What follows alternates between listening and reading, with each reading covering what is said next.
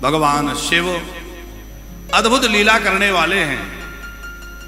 श्री शिव महापुराण में तो भगवान शंकर के विवाह का इतना विस्तृत वर्णन है गुप्ता जी, यदि बढ़िया से वर्णन किया जाए तो 7 दिन की कथा केवल शिव जी के विवाह पे हो जाए, इतना विस्तृत वर्णन शिव महापुराण में भगवान शंकर के विवाह का है।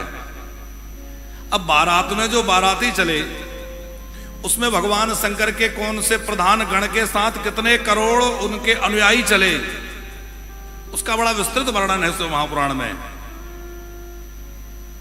और सबसे अधिक तो नंदी जी के जो गण हैं 120 करोड़, 120 करोड़ गण तो केवल नंदी जी के साथ चल रहे हैं। ऐसे सबके पृथक पृथक नाम गिनाए गए हैं शिव महापुराण में। उनके साथ 60 करोड़ गण चल रहे हैं, उनके साथ इतने करोड़ गण चल रहे हैं। अब आप विचार करिए कि कितनी बड़ी बारात हो गई होगी। और इतना ही नहीं, जितने भी देवता हैं, यक्ष हैं, गंधर्व हैं, किन्नर हैं, रजनीचर हैं, वो सब आ गए। भूत प्रेत बेताल पिशाचनी योगनी डाकनी साकनी, जो जितने नाम आपने सुने होंगे, ये सब अलग अलग प्रजातियां, अलग अलग जातियां हैं। हाँ, डाकनी अलग होती है, साकनी अलग होती है, पिशाचनी अलग होती है, ये सब अलग अलग कैटेगरी इनकी है। इस शिव महापुराण में वर्णन है कि योगनियां नाच रही हैं, प्रेत जो है हर हर महादेव बम बम होले कर रहे हैं, महाकाली, क्षेत्रपाल, भैरव, वीरभद्र सब अपने अपने गणों को लेकर, अपनी अपनी सेना को लेकर के और खूब आनंद में भरे हुए हैं। और ऐसे नगाड़े बजे कि तीनों लोग व्याप्त हो गए। डमरू की ध्वनि, असंख्य डमरुओं की ध्वनि हो रही है, असंख्य नगाड़े बज रहे हैं, असंख्य शंख फूके जा रहे हैं, भेरी बज रही है, दुंदुभी बज रही है। और ऐसा भयंकर कोलाहल हो रहा है कि जिससे तीनों लोग व्याप्त हो गए हैं। जितने ऋषि मुनि हैं, संत हैं, साधक हैं, सिद्ध हैं, चारण हैं, गंधर्व हैं, सब विवाह महोत्सव देखने के लिए बारात में सम्मिलित हो गए हैं। और बड़ी प्यारी कथा है। अब कल तो उत्सव में लग गए थे, तो थोड़ी सी विवाह की कथा लेके आज हम लोगों को बहुत आगे तक चलना है। कार्तिकेय जी के जन्म की कथा है और उसके आगे बड़े मधुर मधुर और आगे प्रसंग हैं। आज कथा में हमारे अत्यंत प्रिय श्री सुरेश जैन जी, जो कि IAS हैं, आप भी पधारे हैं। और साथ में श्री JP व्यास जी, आप भी IAS हैं, आप भी पधारे हुए हैं। आप यहाँ कई जिलों के कलेक्टर भी रहे, आप कमिश्नर रहे, और आप श्री के द्वारा ऋषिकेश में बहुत दिव्य भव्य श्रीमद् भागवत कथा का आयोजन हुआ था। श्री सुमन मलिक जी भी पधारी हैं, बहुत बहुत स्वागत आप सभी का है। तो हम आपसे निवेदन कर रहे थे कि जब इतनी विचित्र बारात आई तो सब लोगों के मन में बारात को देखने का कौतूहल, और शिव महापुराण में वर्णन है गुप्ता जी कि माता मैना, उनको बड़ी ललक है कि देखूं तो सही मेरी बेटी ने जिसके लिए इतना कठोर तप किया है वह वर कैसा है, वह शिवा का पति कैसा होगा। और माता के मन में तो रहेगा ही। देव ऋषि नारद जी को भगवान नारायण ने पहले भेज दिया है, जाकर के व्यवस्था देखो, हिमालय से मिलो और निरीक्षण करो किसको कहां ठहराना है। तो नारद जी पहले पधार गए अंदर, और देव ऋषि नारद ने कहा कि मां बारात नजदीक आ गई है। मैना महारानी ने कहा चलिए जरा अट्टालिका पे चलकर मैं भी दर्शन करूं। तो देव ऋषि नारद जी भी साथ में गए और वहां ऊपर चढ़ करके बारात का दर्शन माता मैना ने किया। तो बड़ी विचित्र बारात, आगे आगे देवताओं का समूह चल रहा था। तो देवताओं में अलग अलग वर्णन शिव महापुराण में है कि पहले ये अपने योद्धों के साथ चल रहे थे, यक्षों की टोली चल रही थी।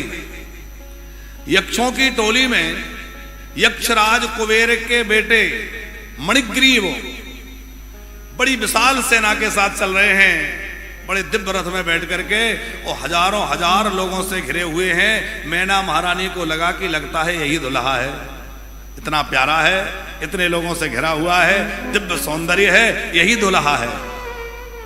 नारद जी से पूछा यही दुल्हा है? बोले नहीं नहीं मां, ये दुल्हा नहीं है, ये तो सब आए हैं। अच्छा बाराती है? बोले नहीं ये बाराती भी नहीं है। तो बोले ये तो तमाशा देखने वाले लोग हैं। अच्छा बोले कहाँ है बारात? बोले बारात भी पीछे है, दुल्हा भी पीछे है। अच्छा, अब जो है मणिग्रीव की यात्रा निकल गई। गंधर्वराज वसु चले आ रहे हैं और गंधर्वराज वसु का जो अद्भुत वैभव देखा, असंख्य गण उनको घेरे हुए हैं, छत्र लगा हुआ है, चवर डोलाए जा रहे हैं और बड़ी अद्भुत शोभा हो रही है। उसको देख करके मैना महारानी ने सोचा कि अब तो पक्का हो गया, यही दुल्हा है। नारद जी बोले नहीं नहीं माता जी, ये गंधर्वराज वसु हैं, ये दुल्हा नहीं है। अच्छा अच्छा, अब मन में और ज्यादा व्याकुल वो बढ़ रहा है कौतूहल कि जब ऐसे लोग बारात देखने आए हैं, ऐसे उनके सेवक हैं, तो दुल्हा कैसा होगा? नारद जी कह रहे वो तो देखने पे ही पता चलेगा कैसा होगा। और थोड़ी बारात आगे बढ़ी तो यक्षराज कुबेर चले आ रहे हैं। उनका तो क्या कहना, जिसको देखती हैं लगता है यही दुल्हा है। नारद जी समझाते हैं नहीं नहीं माता जी, ये दुल्हा नहीं है, आप धैर्य धारण करिए, दुल्हा भी आ रहे हैं, बारात भी आ रही है, पीछे पीछे सब आ रहे हैं। और फिर तो देवराज इंद्र ऐरावत पर बैठ करके चले आ रहे हैं और इंद्र की जैसी शोभा है उसका तो क्या वर्णन किया जाए। वहां शिव महापुराण में ब्रह्मा जी नारद जी को कथा सुनाते हुए कह रहे हैं कि देवराज इंद्र की शोभा को देख करके और बार बार नारद जी को धन्यवाद देने लगी मैना जी, आपने बहुत बढ़िया वर मेरे बेटी के लिए बतलाया, मेरी पुत्री के लिए तुमने बहुत अच्छा वर चयन किया है, तुम्ही ने मेरी बेटी को तपस्या की प्रेरणा दी, कितना अच्छा वर है। नारद जी बोले माता जी ये दुल्हा नहीं है। और नारद जी मन ही मन डर रहे हैं कि अभी तो धन्यवाद दे रही है, बाद में पता नहीं क्या करेंगे, जब असली दुल्हा को देखेंगे तो क्या होगा। फिर चंद्र देवता आए, सूर्य नारायण आए, सबकी पृथक पृथक चर्चा है। और फिर तो भगवान चतुर्भुज नारायण, क्या कहना, भगवान नारायण की शोभा, असंख्य असंख्य पार्षद भगवान नारायण के चारों ओर चल रहे हैं। भगवान नारायण का दिव्य वैभव, अद्भुत अनुपम सौंदर्य। मैना महारानी को लगा कि वाह नारद जी वाह, कितना बढ़िया दुल्हा देखा है, यही तो पक्का हो गया कि यही दुल्हा होगा, क्योंकि पूरी समाज का नायक यही नजर आ रहा है। बोले ये उनके मित्र हैं। अच्छा, वायु देवता आए, बोले ये उनके झाड़ूदार हैं। वरुण देवता आए, बोले ये उनके यहां पानी की सेवा देते हैं। अब बोले जिनके नौकर चाकर इतने बढ़िया हैं वो कितने बढ़िया होंगे। और भगवान शंकर ने थोड़ा कौतूहल किया। जैसे देवताओं का समाज निकला, भूत प्रेतों का समाज आया और भूत प्रेतों के समाज में तो बस जो है धूल उड़ती हुई दिखाई दे रही है, नगाड़ों की घनघराहट हो रही है और हर हर महादेव, हर हर महादेव, हर हर महादेव, विचित्र विचित्र स्वर पैदा हो रहे हैं, तरह तरह की आवाजें निकाली जा रही हैं। उस समाज को देख करके मैना महारानी डर गई। ये कैसा समाज है? नारद जी बोले माता जी यही बारात है, असली बारात यही है। अब तो मैना जी भयभीत हो रही हैं। और मैना महारानी जब भयभीत हो रही हैं तो उधर भोले बाबा को देखा। और भगवान शंकर भी बड़े विचित्र हैं। भोले बाबा ने अपना रूप ऐसा विचित्र बना लिया कि उसको देख करके माता मैना डर गई। केवल डरी नहीं, महापुराण में लिखा है मूर्छित होकर गिर गई। अब नारद जी घबराए, माता जी तो मूर्छित हो गई। सेवकों ने उठाया, जैसे तैसे उनको चेत लाया और जैसे ही थोड़ा सा चेत आया तो नारद जी को खूब खरी खोटी सुनाई। तुमने इस पागल वर के लिए मेरी बेटी को तपस्या करने के लिए कहा था, इस पागल के लिए मेरी बेटी ने तपस्या करी, बहुत बिगड़ी हैं। उस समय जो, अच्छा नारद जी भागे नहीं, क्यों? बोले संत का यही काम है कि प्रशंसा हो तो भी समान रहे और निंदा हो तब भी समान रहे, वही तो संत है। जो प्रशंसा को तो बड़े प्रेम से सुने और निंदा में भागे, पर वो संत नहीं है। संत का स्वभाव है कि चाहे कोई प्रशंसा करे चाहे कोई निंदा करे, निंदा स्तुति में समान रहे। फिर नारद जी ने, सप्त ऋषियों ने मिलकर के माता मैना को समझाया है, ये भगवान देवादिदेव महादेव हैं, आप इनके विषय में संदेह मत करिए। और फिर बड़ी सुंदर कथा है कि भगवान नारायण ने शिव जी से प्रार्थना करी, बाबा अपना रूप थोड़ा ठीक कर लीजिए, आपने कैसा विकट रूप बना रखा है। 5 मुख हैं, दिगंबर देह है, बड़ा भयंकर स्वरूप भगवान शंकर का है, जटा बिखरी हुई है, हाथ में त्रिशूल डमरू लिए हुए हैं, भयंकर रूप देख करके सब डर रहे थे। भगवान नारायण ने कहा थोड़ा रूप ठीक ठाक कर लीजिए। और जैसे ही भगवान विष्णु की बात सुनी तो भोले बाबा ने तुरंत अपना रूप बदल लिया और इतना प्यारा रूप बनाया भगवान शंकर ने कि क्या कहना। श्री ब्रह्मा जी महाराज कह रहे हैं, तद दृष्ट्वा सुंदरम शंभु स्वरूपम मनमताधिकम अतिहृष्टो मुने तुम ही लावण्या परमायणम। करोड़ों करोड़ों कामदेव की शोभा भी जिससे फीकी पड़ जाए, ऐसा बड़ा विलक्षण भगवान शंकर ने रूप बनाया, इतना सुंदर रूप बनाया। हमारे भोले बाबा बड़े सुंदर हैं, विकट रूप तो कभी कभी धारण कर लेते हैं। भोले बाबा ने जब सुंदर रूप बनाया तो कैसा है, स्वरूपम मनमताधिपम, मनमथ माने कामदेव से भी अनंत गुना सौंदर्य भगवान शंकर ने प्रकट कर दिया। एकदम श्वेत वर्ण है, नीलकंठ है, दिव्य बागांबर है, अद्भुत श्रृंगार। जो उनके हाथों में सर्प थे वो सब बड़ी बहुमूल्य मणियों से जड़े हुए आभूषणों में परिणत हो गए। शिव महापुराण में वर्णन है कि भोले बाबा वैसे तो सर्पों के आभूषण पहन के आए थे, पर सब डर रहे थे। जब भोले बाबा ने सुंदर स्वरूप बनाया तो बड़ी बहुमूल्य मणियों से जड़ित आभूषण उनके हाथों में, पैरों में, बाजुओं में सुशोभित हो गए। बड़े महंगे महंगे वस्त्र, रेशमी वस्त्रों से सुसज्जित हो गए और भोले बाबा का सौंदर्य उनकी क्या कहना। और जब उस रूप को मैना जी ने देखा तो नारद जी को प्रणाम करके कहने लगी, क्षमा कर देना, मैंने आपको बेकार में ही भला बुरा कहा, मुझे क्या पता था कि दुल्हा इतना सुंदर है। और फिर तो भोले बाबा का प्रसन्न माता मैना ने किया है, खूब आनंद से प्रसन्न हुआ है। बड़ी दिव्य विवाह की विधि शिव महापुराण में है, किस प्रकार से मंडप में ले जाया गया। सप्त ऋषियों ने, ब्रह्मा जी ने, सबने मिलकर के सुंदर विवाह की विधि आरंभ कराई है, सुंदर वेदिका बनी है और बड़े आनंद के साथ गौरी शंकर भगवान पूजा कर रहे हैं। और पूजा किसकी कर रहे हैं? शिव जी के विवाह में सबसे पहले पूजा किसकी हुई? गणेश जी की। गणेश जी की पूजा हुई है कि नहीं? अब आप कोई प्रश्न कर सकता है, संशय कर सकता है कि गणेश जी तो शिव जी के पुत्र हैं और विवाह में पूजा कैसे हो रही है? एक छोटा बच्चा अपने माता पिता के विवाह की एल्बम देख रहा था तो नाराज हो गया, रोने लगा, रूठ गया। माँ ने कहा क्या हुआ? बोले ये बताओ इस एल्बम में मैं क्यों नहीं दिख रहा? बोले बेटा उस समय तो था ही नहीं, तो दिखेगा कहां से है? पर गणेश जी की पूजा हो रही है, पुत्र हैं फिर भी क्यों? तो गोस्वामी तुलसीदास जी ने संकेत किया है, मुनि अनुशासन गणपति ही पूजे शंभु भवानी, और कोई सुनि संशय करे जनी सुर अनाद जी जान। हमने अभी संभवतः परसों की कथा में एक बात कही थी कि 5 देवता जो हैं वो नित्य हैं, ब्रह्म रूप में कहा था, याद है? अच्छा कौन कौन है बताओ? हाँ, तब तक तुम पंखा चला रही है। कौन कौन से 5 हैं? गणेश जी, शंकर जी, देवी जी, सूर्य नारायण भगवान और विष्णु भगवान। ये 5 देवता मुख्य हैं जिनका नाम कहते पंचदेवोपासना। चर्चा की थी ना हमने। तो 5 देवता ब्रह्म रूप हैं और इन 5 ब्रह्म रूप, थोड़ा दूर ही रखें, 5 ब्रह्म रूप ही हैं। तो गणपति ब्रह्म है इसलिए सनातन है, और सनातन गणपति की पूजा विवाह में हुई है।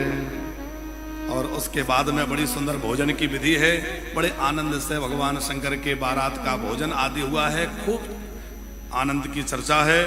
और उसके बाद बहुत लंबे समय तक बारात वहां ठहरी रही और बहुत दिनों के बाद बार बार शंकर जी कहते अब बारात को चलना चाहिए, चलना चाहिए। शिव महापुराण में तो कोहबर आदि का भी सुंदर वर्णन है। जैसे राम जी के विवाह में कोहबर की चर्चा सुनते हैं ना, सखियां गालियां देती हैं तो वो सुंदर चर्चा है। ऐसे शिव महापुराण में भी कोहबर में भगवान शंकर को सखियां ले गई। कौन सी सखियां? उस समय सखियों में है लक्ष्मी जी, सरस्वती जी, गायत्री, तुलसी आदि आदि जो हैं, अरुणधति, अहिल्या, ये सब आकर के वहां पार्वती जी के लिए सब संपन्न करा रही हैं। इन सब की बड़ी सुंदर चर्चा है। और उसके बाद जैसे ही विदाई की चर्चा हुई और हेमामान महाराज ने जैसे ही विदाई की स्वीकृति दी, सहनाई से करुणा के स्वर फूट पड़े।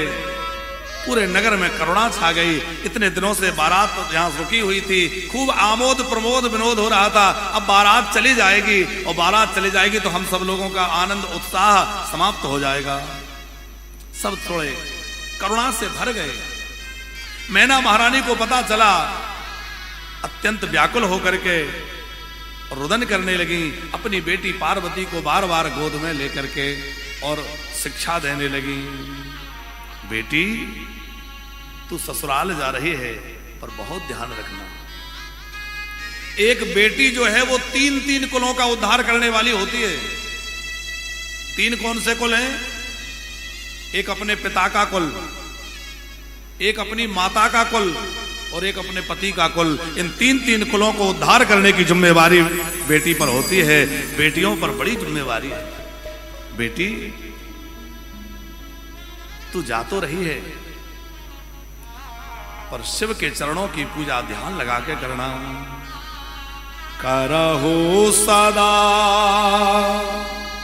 शंकर पद पूजा, नारी धर्म पति देव न दूजा। नारी धर्म पति देव न दूजा। करहु सदा शंकर पद पूजा, नारी धर्म पति देव न दूजा। बेटी, नारी का धर्म पति की सेवा करना है।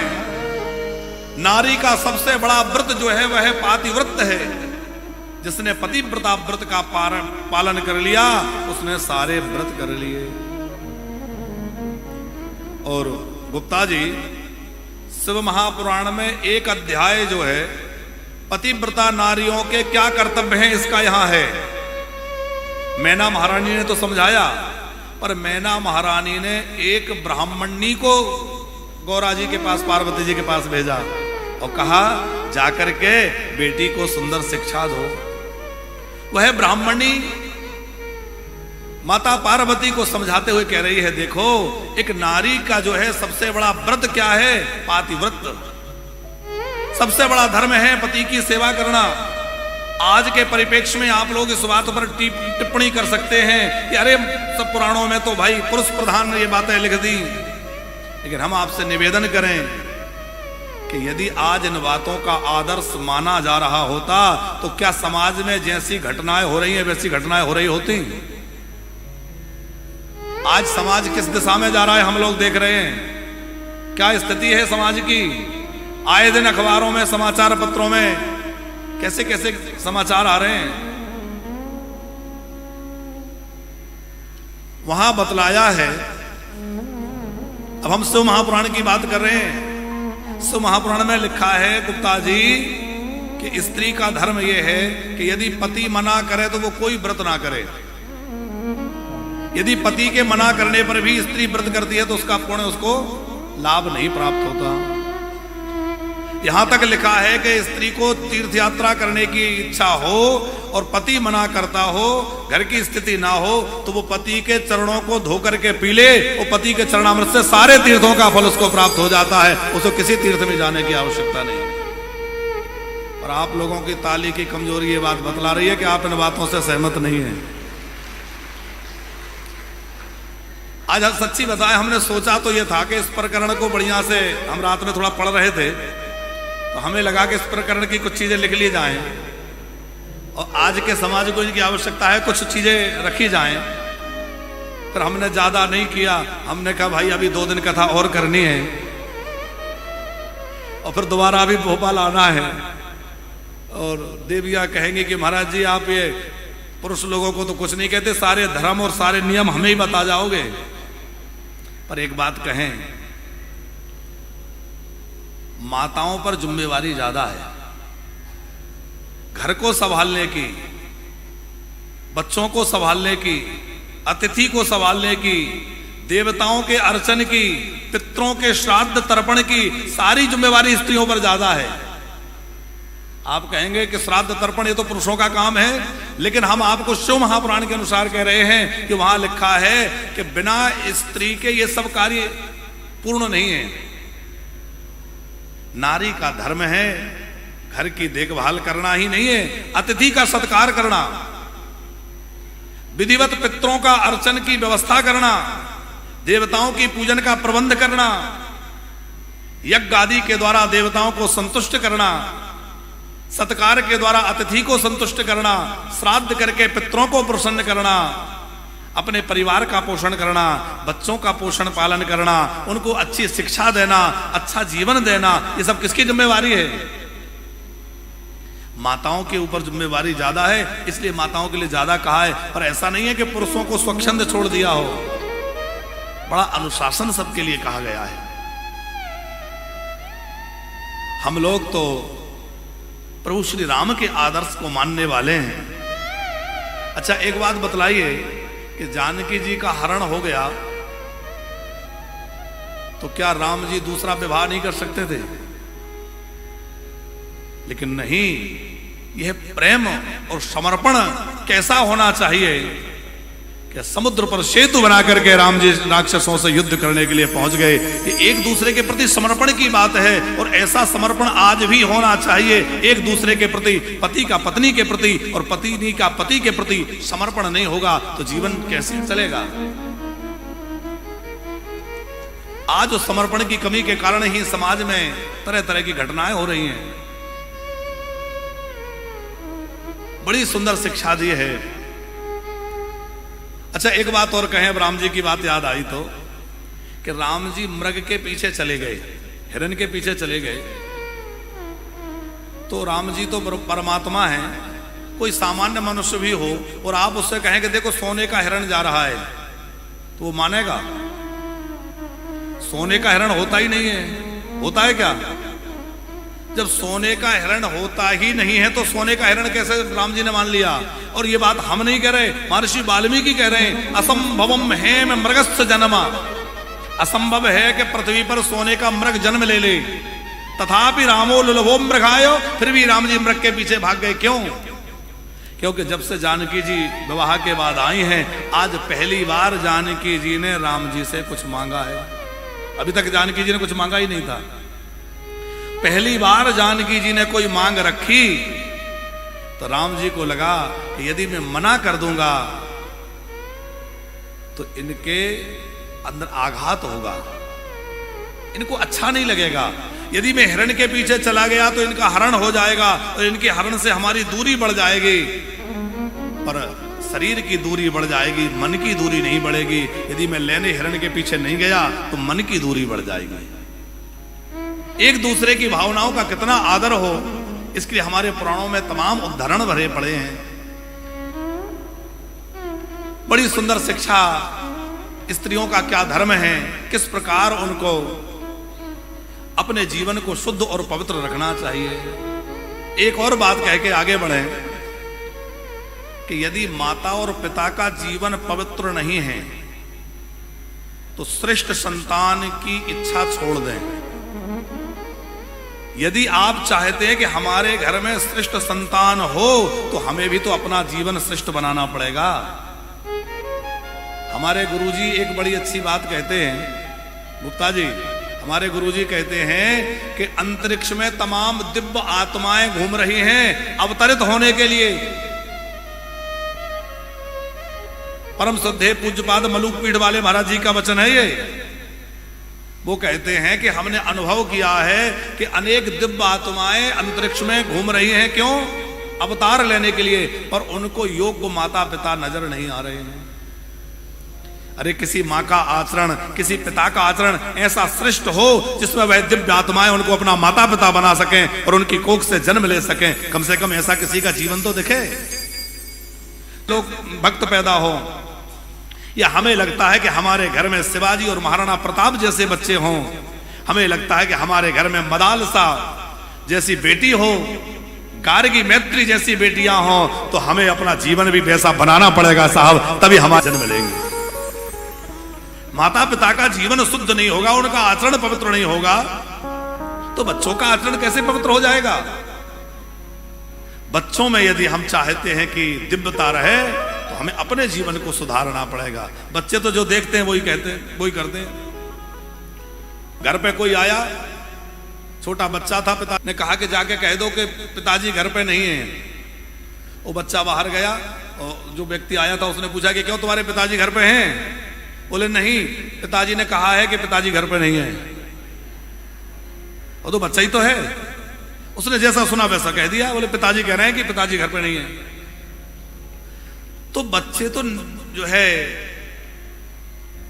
छोटे होते हैं, उनके अंदर तो भोलापन होता है।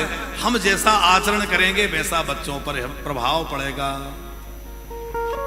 आज जो सदाचार नष्ट हो रहा है, विचार समाज में व्याप्त हो रहा है, ये समाज को बड़ी गलत दिशा में ले जा रहा है। हमारी संस्कृति तो नष्ट हो ही रही है, समाज का सुख, हमारा समाज की समृद्धि सब समाप्त हो रही है। इसलिए समाज आदर्शवान बने, सदचरित्र बने, सदाचार संपन्न बने, इसकी परम आवश्यकता है। अब जैसे ही डोली तैयार हुई और डोली तैयार होते ही हिमवान फूट फूट कर रोने लगे। हम आपको एक बात करें, कोई ऐसा कठोर हृदय का व्यक्ति हो जो कभी ना रोया हो, वह व्यक्ति भी अपनी बेटी को डोली में बिठाते समय अपने आंसुओं को रोक नहीं पाता है। वो पिता भी फूट फूट कर रोने लगता है जो जीवन में कभी नहीं रोया। क्योंकि बेटी को विदा करने का जो क्षण है वो एक पिता के लिए बड़ा मार्मिक क्षण होता है, बड़ा भावुक पल होता है। क्योंकि एक बेटी अपने पिता का जैसा ध्यान रखती है वैसा बेटा नहीं रखता। यदि किसी दिन पिताजी ने एक रोटी भी कम खाई तो बेटी पूछ लेगी कि पिताजी क्या बात है, आज आपने भोजन ठीक से नहीं किया, आपको चिंता में या आपकी तबीयत ठीक नहीं है, क्या हो गया? बेटी को यह परवाह है कि आज पिताजी ने भोजन कम किया, बेटे को तो खाया कि नहीं खाया। कभी पिताजी ऑफिस से आए, दुकान से आए, उनका मुख उदास है तो बेटी कह देगी आज आप कुछ परेशान है, क्या बात है बताओ ना।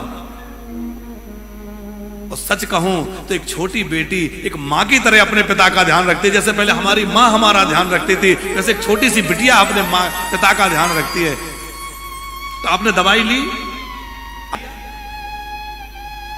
एक बेटी पिता का कितना ध्यान रखती है, और वो बेटी जिस दिन विदा होती है उस दिन एक पिता के हृदय की क्या दशा होती है। जिन्होंने अपनी बेटी को विदा किया है उनको अनुभव होगा, बड़ा भावुक पल होता है वो। जानकी जी के पिताजी जनक जी महाज्ञानी हैं, लेकिन वहां गोस्वामी जी लिखते हैं मिटी महामर्याद ज्ञान की, महामर्यादा ज्ञान की नष्ट हो गई। अपनी बेटी को जब डोली में बिठाने लगे जनक जी, यहां हिमालय ने अपनी बेटी को विदा किया, डोलियां आगे बढ़ी और डोली आगे बढ़ी, माता पार्वती शिवजी कैलाश की ओर चले हैं। अच्छा, एक और बात आपसे कहें कि अपने कलेजे के टुकड़े को कोई किसी के घर भेज रहा है और वहां जाकर वो बेटी दुख पाए, तो आप बताओ उस पिता पर क्या बीतेगी। इसलिए जब दशरथ जी बहुओं को लेकर आए तो कौशल्या आदि महारानियों से क्या कहते हैं, बहु लड़कनी पर घर आई और राखा हो नयन पलक की, जैसे नेत्र पलकों की रक्षा करते हैं उस प्रकार अपने बहुओं की देखभाल करना। अब बहू बनकर के बेटी किसी की आई, वो हमारे घर की लक्ष्मी है, हमारे घर की समृद्धि है और हम उस अपने घर की लक्ष्मी को दुखी रखें, आप विचार करो हम सुखी हो सकते हैं? किसी की बिटिया को हम तकलीफ दें, उसके पिता पर उसकी मां पर क्या बीतेगी? देखो हम दोनों तरह की बात कह रहे हैं। एक तो बात आप ये भी ध्यान रखिएगा कि जब बेटी ससुराल जाए तो उसको मैना की तरह शिक्षा दीजिए, जैसे मैना माता ने कहा कि बेटी अब तू जा रही है, सदा अपने पति चरणों का ध्यान करना। विवाह के बाद भी बेटी की मां का बेटी के जीवन में ज्यादा दखल बना रहना घर टूटने का एक बड़ा कारण है। हो सकता है आप लोग हमारी बात से सहमत ना हो, लेकिन ये एक सच्चाई है। और जब से ये मोबाइल का जमाना आया है तब से तो और गड़बड़ हो रही है। हर छोटी बड़ी बात वहां तक जा रही है, जो नहीं होना चाहिए वो बात भी हो रही है। और उसका परिणाम ये हो रहा है कि घरों में झगड़े हो रहे हैं, घर टूट रहे हैं, परिवार बिखर रहे हैं। एक मां की जिम्मेवारी है कि बेटी कभी अपने ससुराल की थोड़ी आलोचना भी करे तो ना बेटी नहीं, ऐसा नहीं कहना है। वो अब तेरा घर है, वो तेरे पति हैं, वो तेरा परिवार है, वो तेरे माता पिता है। तो बेटी भी उस तरह से व्यवहार करेगी। और जिसके घर में वो बहू बनकर गई है उनका भी क्या कर्तव्य है। गुप्ता जी एक उदाहरण आपको देवें कि एक बहू रानी रसोई घर में काम कर रही थी और सासू जी बाहर बरामदे में बैठ के अखबार देख रही थी। और वो बहू रानी काम करते करते बेचारी से वो सफाई कर रही थी, तो एक कांच का जार रखा था जिसमें पुराना 2-3 वर्ष पुराना अचार रखा था। बहू का हाथ लगा, वो जार गिरा, जोर से आवाज हुई। तो सासू जी वैसे तो चल नहीं पाती पर दौड़ के गई। क्या हुआ? जब से आई है कुछ ना कुछ तोड़ती फोड़ती रहती है, कुछ ना कुछ पटकती रहती है। इतना सुनाया कि बेचारी दुखी हो गई। अब उसने तो गलती से गिर गया। अब एक दूसरी सासू है, उसकी बहू भी रसोई में सफाई कर रही है और बढ़िया देसी गाय का घी 5 किलो घी जार में रखा है। बहू का हाथ लगने से गिर गया। सास तो वो भी दौड़ी, पर ये नहीं कह रही कि कैसे गिरा दिया, क्यों फोड़ दिया। क्या कह रही है? बेटी कहीं तुझे चोट तो नहीं आई? कोई बात नहीं है, और आ जाएगा, पर तेरे को चोट तो, चल हट जा, कोई बात नहीं है, तुझे कांच लग जाएगा। अब आप विचार करो उन दोनों सासुओं ने जो व्यवहार किया, तो बहू के अंदर उनके प्रति क्या भावना आएगी? आप समझ पा रहे हैं हमारी भावना को? जो सासू इतना अपनी बहू के लिए ध्यान रखेगी कि तुझे कुछ लग ना जाए, कोई बात नहीं, फैल गया, हो गई, गलती हो गई, वो बहू के अंदर भी कितना वो आ जाएगा कि भाई मेरी सासू मेरा कितना ध्यान रखती है, मुझे भी अपनी सासू का खूब आदर करना है। तो दोनों ओर से बात बनती है। आज तो विडंबना ये है कि जब बहू बनकर आई थी तो कहती थी सास अच्छी नहीं मिली, और जब सास बन गई तो कहती है बहू अच्छी नहीं मिली। हम लोग तो वृद्धों की संस्था चला रहे हैं, हम लोग तो देख रहे हैं। जब बहू बन के आई थी तो क्या कहती थी? अरे क्या करें, हम तो करना चाहते पर हमारी सास अच्छी नहीं है। तो तब सास अच्छी नहीं मिली, और अब सास बन गई तो कह रही बहू अच्छी नहीं मिली। तो कहीं ना कहीं गड़बड़ हम में ही है। हमें अपना सुधार करना चाहिए। हम कहते हैं हम सुधरेंगे तो सब जगह सुधर जाएगा। साहब, थोड़ा हमें बदलाव की पहल करनी पड़ेगी। हमें अपने आप में बदलाव की पहल करनी है। हर व्यक्ति अपने एटीट्यूड में बैठा रहेगा तो कैसे बात बनेगी? थोड़ा हम ही झुक जाएं। कई लोगों में तो इसलिए बात नहीं होती कि वो हमसे नहीं बोलते तो हम उनसे नहीं बोलते। बहुत लोगों में सिर्फ इतनी सी बात का झगड़ा है कि नहीं है? वो हमसे नहीं बोलते, हम उनसे नहीं बोलते। अब वो सोच रहे हैं पहले ये बोलें और हम सोच रहे हैं पहले ये बोलें। इसी चक्कर में तनातनी चल रही है। अरे थोड़ा सा हम ही छोटे बन जाएं और हम ही बोल जाएं तो क्या फर्क पड़ता है? भैया झुकता वही है जिसमें जान होती है, और अकड़ तो मुर्दे की पहचान। झुक के चलोगे। अच्छा एक और बात समझिएगा, जब व्यक्ति ऊपर चढ़ता है तो थोड़ा झुक के और चढ़ता है, और जब नीचे उतरता है तो सीधा होके उतर। होता है कि नहीं ऐसा? कभी भी आप ऊपर चढ़ेंगे, पहाड़ पे चढ़े, किसी ऊंचाई पे चढ़े, थोड़ा झुकना पड़ेगा, और जब नीचे उतरेंगे तो थोड़ा सा सीधा होना पड़ेगा। तो यदि व्यक्ति झुक के चल रहा है तो समझ लेना ऊपर की तरफ जा रहा है, और यदि व्यक्ति अकड़ के चल रहा है तो समझ लेना व्यक्ति नीचे की तरफ जा रहा है, कि पतन की ओर जा रहा है। अब हमें देखना है कि हम कैसे चल रहे हैं। भगवान शंकर कैलाश पर पहुंचे, और कैलाश पर जब पहुंचे तो सब देवताओं को भगवान शंकर ने पृथक पृथक मिलकर के विदा किया है। सब अपने अपने लोगों को पधारे हैं, उत्सव मनाते हुए, आनंद में झूमते हुए सब देवी देवता अपने अपने स्थान को पधार गए। और भगवान कैलाशपति भगवान शंकर कैलाश पर गणों के साथ विराजमान हो गए। और भोले बाबा जब कैलाश पर विराजमान हुए तो भगवती शिवा, भगवती पार्वती के साथ कैलाश के श्रम्य वन में विहार करने लगे। कैलाश का जो श्रम्य वन है, दिव्य उपत्यकाओं में, कंदराओं में, वहां आनंद के साथ विहार भगवान शंकर का हो रहा है। और श्री ब्रह्मा जी महाराज कह रहे हैं कि शिवासा भगवान साक्षात कैलासवत् यथा सौख्यम च विविधम चक्र गणः सर्वे सुहर्षिता। सारे गण बड़े हर्षित हैं, हमारे माताजी मिल गई। अब माताजी पहले सती जी के रूप में थी तो सबको खूब ममता मिलती थी, लेकिन माताजी ने देह त्याग दिया तो सब शिव जी के गण निराश हो गए थे। अब वही माताजी पार्वती बन के आई तो सब गण बड़े प्रसन्न रहते हैं, हमारी मैया आ गई, हमारी माताजी आ गई। ब्रह्मा जी कह रहे हैं कि देवताओं के वर्षों के प्रमाण से 1000 वर्षों तक भगवान शंकर माता पार्वती के साथ वन में विहार करते रहे। अब देवताओं को एक प्रतीक्षा थी। कल हमने सुना था कि तारकासुर नाम का एक असुर था जिसको वरदान था कि वो केवल शिवजी के पुत्र के द्वारा मरेगा और कोई उसको नहीं मार सकता। तो देवता प्रतीक्षा कर रहे हैं कि भगवान शंकर के यहां कोई पुत्र हो तो इस दुष्ट राक्षस का मरण। पर देव वर्षों से 1000 वर्ष व्यतीत हो गए, अभी तक भगवान शंकर के यहां कोई पुत्र नहीं हुआ। तो देवता तारकासुर के उपद्रव से दुखी होकर ब्रह्मा जी के पास गए, ब्रह्मा जी से प्रार्थना करी। ब्रह्मा जी बोले हम क्या कर सकते, चलो भगवान नारायण के पास चलें। तो भगवान विष्णु के पास गए।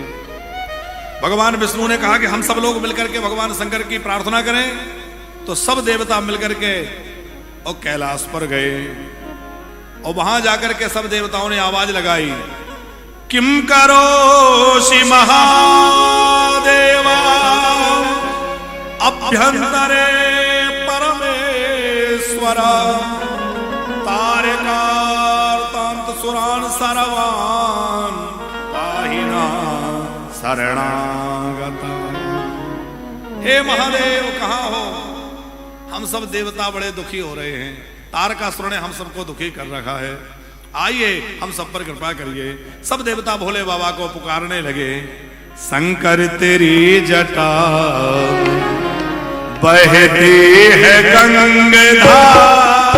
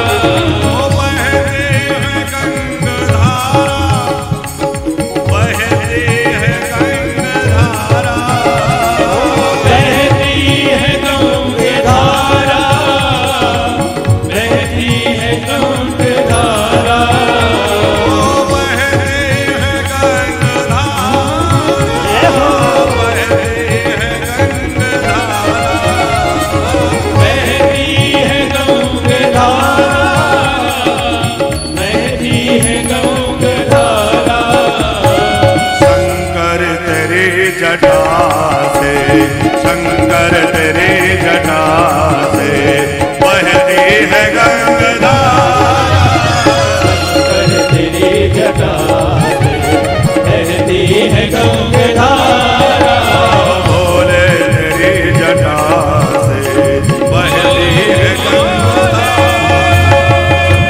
तेरी जटा से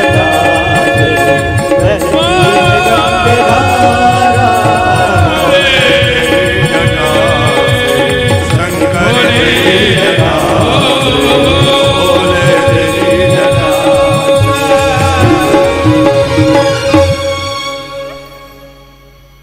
भोले तेरी जटा भोले तेरी जटा से कि बहती है गंगाधारा, भोले तेरी जटा से बहती है गंगाधारा, बोले सत्यदेव शंकर भगवान की।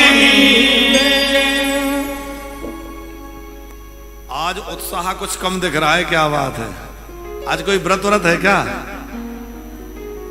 ऐसा तो श्रावण चल रहा है तो बहुत लोग व्रत कर ही रहे होंगे, लेकिन एक बात है, व्रत में तो उत्साह डबल हो जाता है, कम थोड़ा ही होता है। अच्छा, कथा कहां चल रही थी? सब देवता तारकासुर से दुखी होकर के कैलाश पर आए, ब्रह्मा जी भगवान नारायण साथ में हैं और सब देवता भोले बाबा को पुकार रहे हैं, बाबा कहां हैं? हम सब बड़े दुखी हैं, इस राक्षस का कुछ समाधान करिए। भगवान शंकर जो है भगवती पार्वती के साथ जो है वन में है। आवाज लगाई देवताओं ने, किम करोसि महादेवा अभ्यंतरे परमेश्वरा, तारकांतार सुरान सर्वान पाहिना शरणागतान। हे महादेव, हम आपकी शरण में हैं। अब जब भोले बाबा ने देवताओं की पुकार सुनी तो भगवान शंकर बाहर निकल करके आए, और जब बाहर निकल के आए तो सब देवताओं ने भगवान शंकर की स्तुति करी कि देव कार्यम कुरु विभो रक्ष देवान महेश्वर, जहि दैत्यान कृपां कृत्वा तारकादीन महाप्रभो। देवताओं ने कहा, हे महादेव, तारकासुर से हम सब दुखी हैं, आप कृपा करिए। बार बार प्रार्थना करी। भगवान शंकर ने कहा, तुम सब निर्भय हो जाओ, तुम्हारा कार्य सिद्ध होगा।